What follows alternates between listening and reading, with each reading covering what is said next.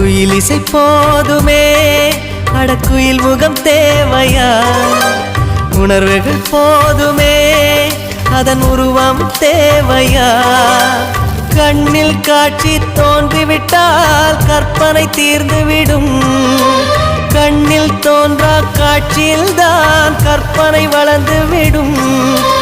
பாடல் போல தேடல் கூட ஒரு சுகமே. இசை பாடி வரும் இளம் காற்றுக்கு உருவமில்லை. காற்றலை இல்லை என்றால் ஒரு பாட்டொலி கேட்பதில்லை.